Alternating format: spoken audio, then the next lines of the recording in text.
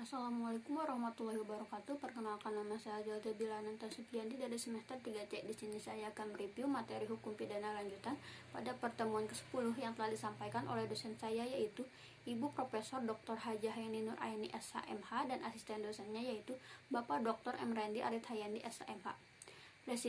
Residip adalah seseorang yang melakukan tindak pidana dan telah dijatuhi hukuman pidana dengan suatu putusan dari hakim yang telah mempunyai kekuatan hukum tetap. Pembagian residip dibagi menjadi dua, yaitu residip umum dan residip khusus. Residip umum adalah semua pengulangan terhadap jenis tindak pidana apapun dan dilakukan dalam waktu kapan saja.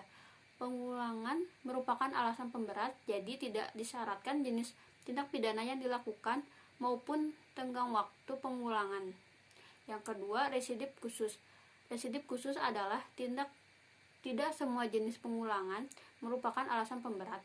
Pemberatan pidana hanya dikenakan terhadap pengulangan yang dilakukan terhadap jenis tindak pidana tertentu dilakukan dalam tenggang waktu tertentu.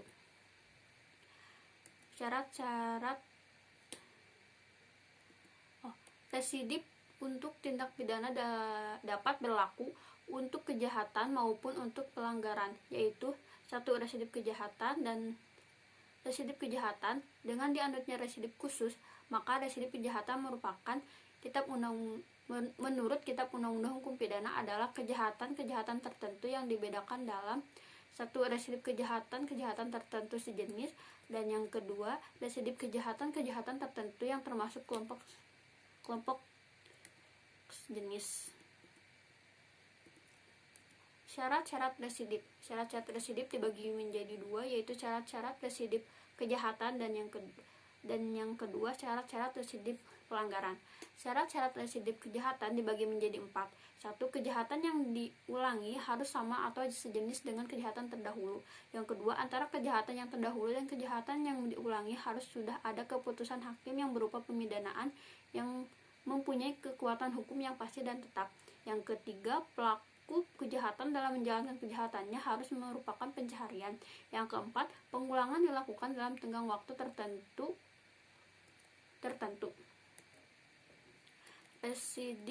Syarat-syarat residip pelanggaran. 1.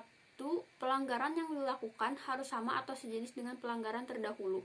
Yang kedua, harus ada putusan hakim yang berupa pemidanaan yang telah mempunyai kekuatan hukum tetap untuk pelanggaran yang terdahulu. Yang ketiga, tenggang waktu pengulangan belum lewat 1 atau 2 tahun sejak adanya putusan pemidanaan yang telah mempunyai kekuatan hukum yang tetap.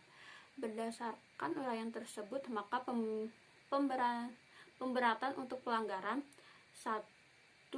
Denda diganti atau ditingkatkan menjadi pidana kurungan, dan yang kedua, pidana, denda atau kurungan dilipat menjadi 2 kali lipat. Sekian dari saya. Wassalamualaikum warahmatullahi wabarakatuh.